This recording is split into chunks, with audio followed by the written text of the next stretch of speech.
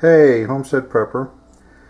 Today's topic is going to be about pain management or pain relief in the SHTF.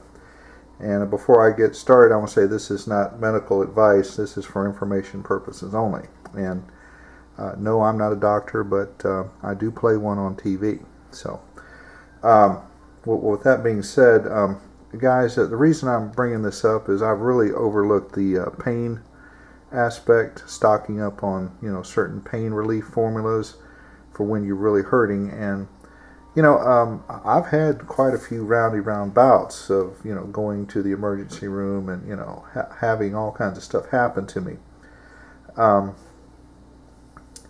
I usually what I get are migraines, and I'll take some Advil, take a couple of those, knocks it right out. I have also, stretched my back out before and it'll hurt a little bit. You put a hot pack on it. You drink 2 or 3 of these, you go to sleep, and, a couple of days you're fine, next day, whatever. But I want you to know, and this, I don't drink the hard stuff, guys.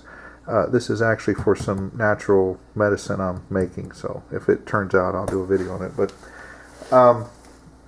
I had something happen. I think this was on July 4th. I was putting a deck in, and I pulled my back out of whack, and it started to get better, but then I ended up getting like a nerve pain, like a nerve pinch or nerve pain. It was down in the center part of my lower leg, right below the kneecap and in between the ankle. And you know what, guys, if you've never experienced a pain like that before, this doesn't work, and that had no effect. So, and no, I didn't take them together. I asked my wife to rub my back, and she put some pressure on it, and I just about screamed. And of course, she says, a Klingon would not cry out as such. I'm sorry, it hurt bad.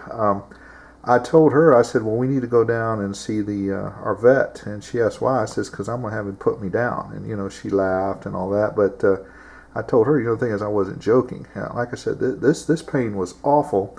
And had I had this, when the crap hit the fan, and there's no, I guess, no place to go to and get it fixed up, I'm just going to sit around and just be debilitated.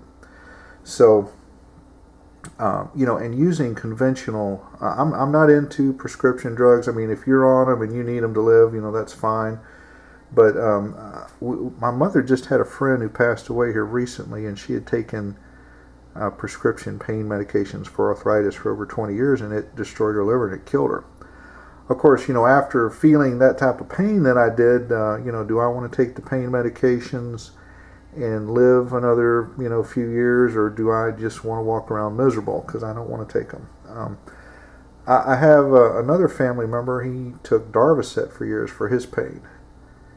And I don't know if y'all are familiar with Darvocet, but it was outlawed in Europe. They still kept prescribing it over here, and to make a long story short, this family member had to end up getting a pacemaker because it destroyed the nerve impulses going to his heart. So prescription medications, very, very bad. So guys, I just happened to run across some information on the internet. I thought I'd share it with you. Now, like I said, this worked for me. This is just for information purposes only. I took some cayenne. I took some of this olive oil. I put it in a bowl and stirred it around there. And I took that and I put that on my leg that was killing me, that little spot. And I got instant relief from cayenne and olive oil. So, but I mean, I can get around and I'm fine right now. I can't sleep in the bed because that causes that pain, and you got to wake up, and that stuff is pretty. This is pretty messy, and I want to get it all over the place. So, but I've been sleeping in my chair. I've been doing fine, and when I'm working, like I said, just a little bit of that rubbed on that spot, and it just makes everything wonderful. I made it real pasty without any oil, and it didn't really do anything. You need to have a good amount of oil in there. I'm sure peanut oil would work. But like I said, guys, I'm not recommending you try it. I'm just telling you what works for me. Before, guys, I had aches and pains, and I always looked at people that were on pain medications like, well, why are you taking that? But I had never experienced that kind of pain before. So I said I have a new respect for people who have to take that, and that's the only way they can get by in their day-to-day lives. So I'm hoping this thing will heal up. I'm I guess about 3 weeks into it.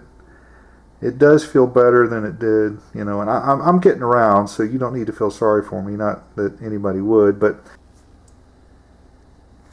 okay, I'm going to show you how to mix this up. I mean, this is very, very basic here, guys. Now, I know that there's going to be some people that are going to want to heat it up and add beeswax to it and make a paste or a salve out of it, but just a little bit of olive oil. I'm just making a small batch. Like I said, it doesn't really take that much to ease the pain, and just kind of just mix that in there. And like I said before, if it's too soupy, I mean, it'll work, but I like a runny paste right there, and that way I can take those grains. I can take that, and I'll even show you how you put it on here in just a second. And I've got these. This is just a small mason jar. I mean, really, a jar a lot smaller than this would work, but you want something where it doesn't leak out. And something about that consistency, I mean, it doesn't have to be perfect, but just so it's a little oily, and what you want to do is like really rub that in. You may remember this from, I did a video a long time ago about using pepper as a substitute for Quick Clot, and I got my video flagged, so I'm not recommending that you use pepper for Quick Clot.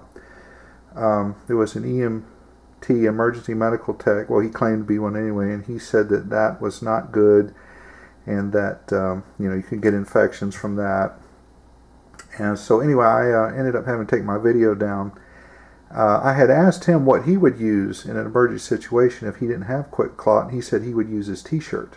Okay, so he would use a sweaty t-shirt, okay, to stop it if he didn't have Quick Clot. It's better than using that. So guys, if you get in the SHTF and you get shot or something and you don't have any Quick Clot, then the guy said a sweaty t-shirt. Now, I'm not recommending that. That's just what he said. So okay, well, I'm kind of getting off the subject, but what you want to do with this stuff right here is you just take a little bit. Let's get down here.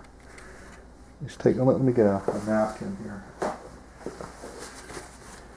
And now my mom was having some pain right in here, and I told her about this, and she was game enough to try it, and she said she got some relief. But wherever you're hurting at, what you want to do is rub that in. Now, if you're having eye pain or mouth pain or a private area pain, you don't want to put this stuff in there, okay? Because it will burn.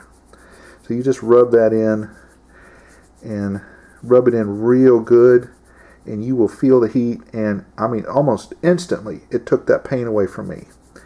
And rub that in, and then what you can do, I would let it set for about a minute, is you can either wipe it off, you can even clean it off with soap and water, and it usually lasts, for me, about 3.5, 4 hours, something like that.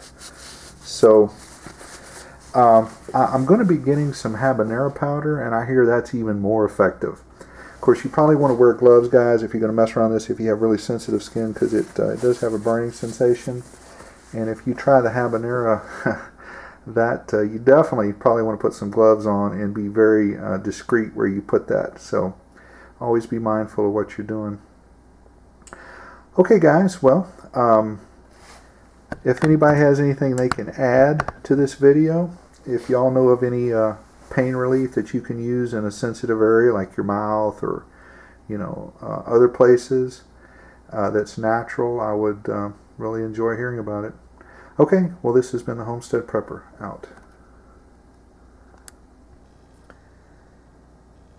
Okay, guys, I just wanted to add just that little bit that I made right there.